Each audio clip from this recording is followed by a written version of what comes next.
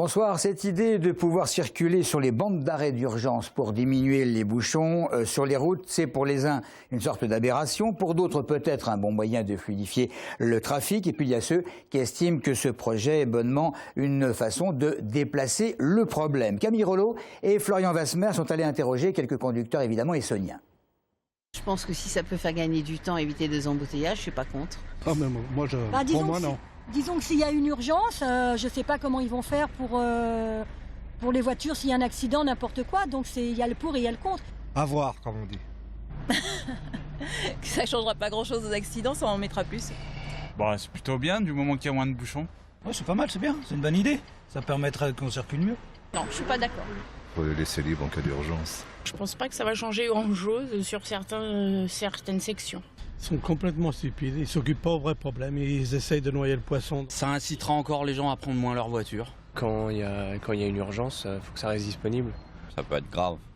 Il y a des gens qui peuvent déboîter d'un moment à l'autre ou serrer avec des poids lourds, parce que les gros poids lourds, ils font ça, ils servent pour éviter que les voitures y passent comme il y a de la circulation. Il y a beaucoup de gens qui le font ça, mais c'est dangereux de faire ça. Je pense que c'est une bonne idée, mais faudrait-il encore qu'il y ait des bandes d'arrêt d'urgence, parce que sur la 86, il n'y en a pas souvent. Et pour demeurer sur la route, la hantise des automobilistes, c'est le petit coup d'accélérateur qui va peut-être déclencher le radar du coin. Mais comme de nombreux radars sont désormais embarqués à bord de certaines voitures, il est difficile de les éviter. Alors voici la nouvelle arme des policiers et des gendarmes. C'est tout bonnement la Citroën utilitaire Berlingot. Plusieurs dizaines de ces véhicules devraient sillonner les routes françaises dès la mi-juillet pour renforcer en radar mobile les déjà connus Renault Mégane et autres Peugeot 208. En voiture ou en car, les postiers mécontents de l'Essonne, mais également des Hauts-de-Seine et de Paris, vent debout contre leur direction, sont allés ce matin à Paris. Un rassemblement devant le siège national de la Poste, bien décidé à donner de l'ampleur régionale, cette fois, à leur mouvement. Bien que les revendications soient différentes d'un département à l'autre, les facteurs appellent tous leurs collègues à s'unir pour défendre leurs emplois et leurs conditions de travail. Maxime Lemaine. Le 91 contre les réorganisations et la suppression du centre courrier d'Épinay-sur-Orge. Le 92 contre la précarité des salariés. Le 15e arrondissement de Paris contre la suppression de la limitation des recommandés. Bien que les revendications soient différentes, tous ces postiers ont décidé de faire front commun. Les directions essayent de nous diviser. Donc ce qu'on va faire maintenant, vu qu'en face, ils n'ont pas envie de négocier, ils n'ont pas envie d'ouvrir de négociations, ils n'ont pas envie de discuter, et ce qu'on va faire maintenant, c'est aller chercher nos autres collègues. Notre objectif maintenant, si les directions refusent toujours d'entendre la colère qui monte, notre objectif c'est d'aller chercher les autres bureaux, les autres collègues, les autres facteurs, les autres factrices. Parce que ce qui se passe concerne tout le monde. Les plus anciens dans le mouvement sont les salariés des Hauts-de-Seine qui entamaient ce matin leur 129e jour de grève. Ce syndicaliste espère bien qu'un jour, le mouvement dépassera les frontières de la région. Dans un premier temps, il y a une possibilité d'extension de la grève à Paris, où il y a les plus gros bureaux de tout le pays. Là déjà on franchirait une étape. Mais évidemment nous notre objectif, ce qu'on espérerait qui arrive à un moment donné, je ne sais pas si ce sera maintenant, si ce sera plus tard, mais c'est qu'il y ait une bagarre de l'ensemble des postiers contre les suppressions d'emplois, pour l'augmentation des salaires et contre la précarité. Selon Sud-Post 91, en Essonne, les centres de Saint-Pierre-du-Perret, Orsay et Épinay-sur-Orge seraient les plus mobilisés. D'après la Poste, le 91 et le 92 compteraient chacun un peu plus de 3% de grévistes. Le groupe se refuse à donner une envergure régionale au mouvement et rappelle que sur Épinay, le syndicat FO a levé la grève depuis plusieurs jours.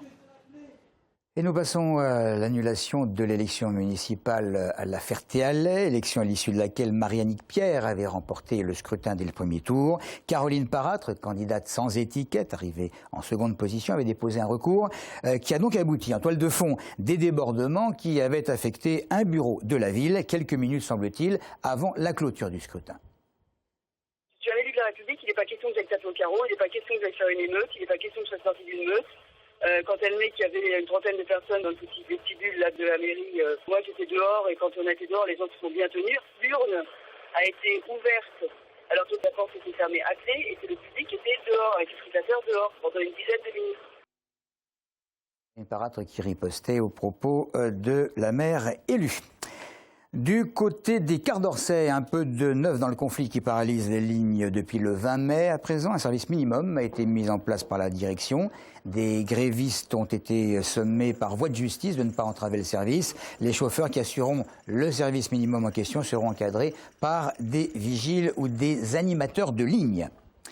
Les journées nationales de l'archéologie, elles débutent demain à l'initiative du Conseil général, une exposition jusqu'au 21 juin sur l'archéologie à Évry, Saint-Essonne, en partenariat avec l'INRAP et le Musée des Temples. La question est de savoir à quoi pouvaient ressembler l'Essonne au Moyen-Âge et sous l'Antiquité, bien entendu. L'expo 2000 ans d'histoire va s'étendre sur les villes d'Évry, de Ris-Orangis, de Bondoufle, Lys, Villabé et Courcouronnes.